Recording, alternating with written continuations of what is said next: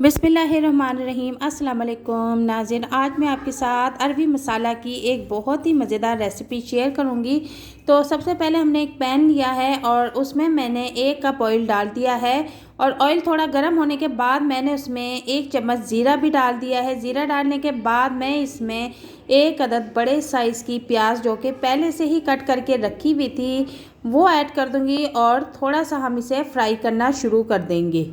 तो जनाब, अरवी की रेसिपी की क्वांटिटी मैं आपको बता देती हूँ। अरवी मैंने 1 किलो ली है और 1 किलो अरवी की हम ये रेसिपी रेडी कर रहे हैं। तो लहसुन अदरक का पेस्ट मैंने 1-1 चम्मच ले लिया है, उसको भी मैंने प्याज में ऐड कर दिया है और अब इसको अच्छी तरह से हम फ्राई करेंगे।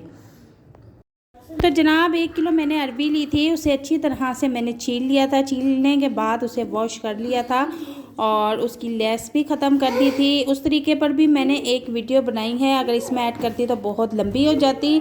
तो इसकी लेस ख़त्म करने के बाद मैंने इसको गोल शेप में काट लिया था। तो मसाला फ्राई करने के बाद मैं इसमें अरवी ऐड कर दूंगी और अरवी ऐड करने के बाद मैं इसको अच्छी तरह से ऑयल में फ्राई करूंगी और साथ ही मैं 3 से 4 अदद हरी मिर्चें भी ऐड कर दूंगी।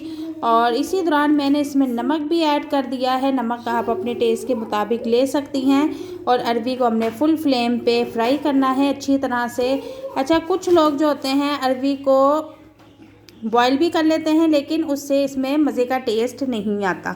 तो आधी चम्मच के करीब मैंने इसमें कुटी हुई मिर्च भी ऐड कर दी है और इसको अच्छी तरह से मैं फ्राई कर रही हूँ। इसके बाद मैं इसमें थोड़े से मसाले भी ऐड कर दूँगी। तो 1 चम्मच के करीब मैंने इसमें हल्दी ऐड की है और 1 चम्मच के करीब ही मैंने इसमें लाल पिसी हुई मिर्च ऐड की है।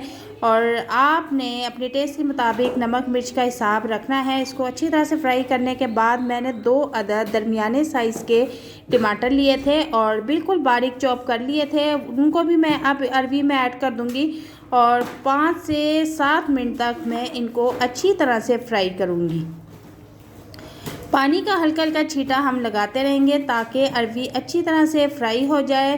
तो जनाब, 7 से 8 मिनट मुझे गुजर चुके हैं, मैंने अरवी को अच्छी तरह से फ्राई कर लिया है और अब मैं इसमें तकरीबन आधा कप के करीब पानी शामिल कर दूंगी और पानी जब बॉईल होना शुरू हो जाएगा तो मैं इसको 10 मिनट के लिए कवर करके दम पर रख दूंगी।